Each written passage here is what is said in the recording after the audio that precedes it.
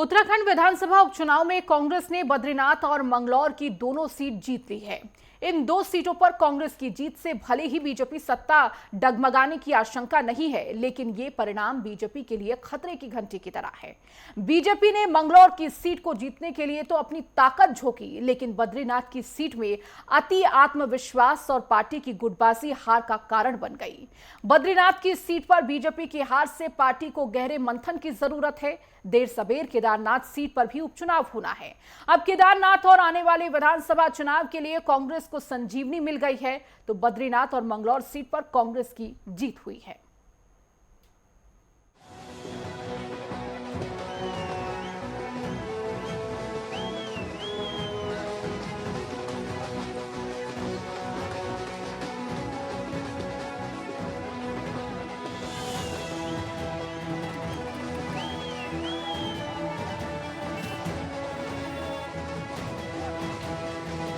उत्तराखंड विधानसभा उपचुनाव में कांग्रेस ने 2 सीटें जीत ली है।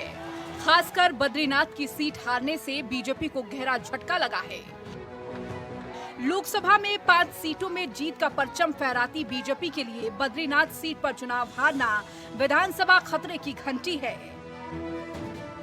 आने वाले विधानसभा चुनाव के लिहाज से भी और इस मायने में भी कि अभी केदारनाथ सीट में देर सबेर चुनाव होना है। बीजेपी अब बैकफुट पर है और उसे कांग्रेस की चुनौतियों का सामना करना है। चुनौती की पहली कसौटी तो केदारनाथ का उपचुनाव ही होगा। इन स्थितियों में अगर केदारनाथ में भी परिणाम बीजेपी के अनुकूल नहीं रहते, तो फिर विपरीत हवाओं को थामना बीजेपी के लिए बहुत मुश्किल हो जाएगा। उत्तराखंड विधानसभा की दोनों सीट कांग्रेस ने जीत ली है। बद्रीनाथ की सीट पर कांग्रेस प्रत्याशी लखपत बुटोला और मंगलौर की सीट पर काजी निजामुद्दीन ने जीत हासिल की है। बीजेपी के लिए ये बड़ा झटका है। मंगलौर में बीजेपी कभी चुनाव नहीं जीती है और कांग्रेस ने भी वह सीट एक तरह से बसपा से छीनी है। साथ ही बीजेपी ने पहली बार इस सीट को पाने के लिए पूरी ताकत झोंकी। इसका असर भी दिखा। काजी निजामुद्दीन केवल 400 से ज्यादा मतों से ही जीत हासिल कर सके। बसपा तीसरे स्थान पर रही। मंगलौर में बीजेपी के सामने कठिन चुनौती थी। बाहरी प्रत्याशी का सवाल भी बीजेपी को मुश्किल में डाल रहा था, लेकिन बीजेपी ने फिर भी मंगलौर में पूरी ताकत लगाई।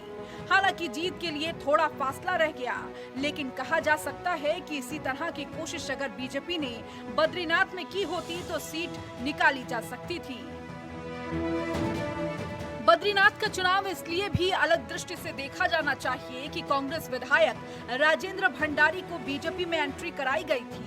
तब इसे बीजेपी का मास्टर स्ट्रोक कहा जा रहा था और दूसरी तरफ राजेंद्र भंडारी के लिए नए अवसर खुलने की बात कही जा रही थी। इसीलिए पार्टी मानकर चल रही थी कि उपचुनाव में यह सीट हासिल हो जाएगी। बीजेपी बद्रीनाथ सीट पर जीत को लेकर पूरी तरह आश्वस्त थी, लेकिन आत्मविश्वास पराजय का कारण बन गया।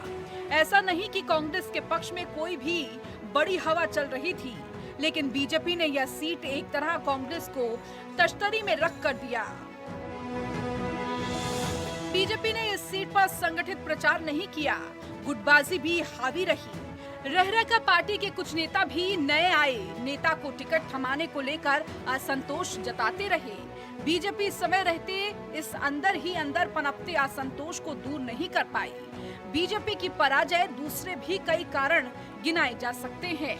क्षेत्रीय जनता की कई अपेक्षाओं पर पूरा न होना, रोजगार, जोशीमठ की दिक्कतें, भूमि से जुड़े मुद्दे, पलायन, स्वास्थ्य, तमाम पहलुओं पर मतदाता राज्य सरकार से ठोस प्रयास की अपेक्षा करता है। साथ ही लोगों ने इस तरह के दल बदल को पसंद नहीं किया। गौर किया जा सकता है कि राजेंद्र भंडारी के 2022 की तुलना में 10,000 वोट कम मिले। बीजेपी प्रत्याशी राजेंद्र भंडारी की 5,224 मतों से पराजय से समझा जा सकता है कि मतदाताओं ने किस तरह बीजेपी को कड़ा संदेश दिया है। बीजेपी का जो भी आकलन रहा हो, लेकिन मतदाताओं ने इससे अलग अपना फैसला सुनाया। गौरतलब है कि पौड़ी लोकसभा की यह अकेली सीट थी जिसे कांग्रेस ने जीता था, लेकिन भंडारी के इस्तीफे के कारण यह सीट खाली हो गई थी। अब फिर यह सीट कांग्रेस के खाते में गई। साथ ही इससे कांग्रेस को संजीवनी मिल गई। आमतौर पर यह माना जा सकता है कि सत्ता में रहने वाले पार्टी के लिए संसद या विधानसभा का उपचुनाव जीतना सहज रहता है। खासकर लोकसभा में जिस तरह बीजेपी ने सफलता हासिल की थी, उससे लगता है कि पार्टी को बद्रीनाथ की सीट हासिल करने में कोई दिक्कत नहीं होगी। बीजेपी अब कई मामलों में बैकफुट पर है। गौर किया जा सकता है कि यह बीजेपी पार्टी प्रदेश अध्यक्ष महेंद्र भट्ट इसी सीट पर चुनाव लड़े थे। पार्टी ने उन्हें राज्यसभा में भी भेजा है। इस नाते इस सीट की बीजेपी के लिए अपनी अहमियत थी। कांग्रेस माहौल को देखकर बद्रीनाथ के बहाने तंज भी कस रही है। विधानसभा उपचुनाव के परिणाम से जहां बीजेपी को गहरा झटका लगा है, तो वहीं कांग्रेस में जश्न का माहौल है।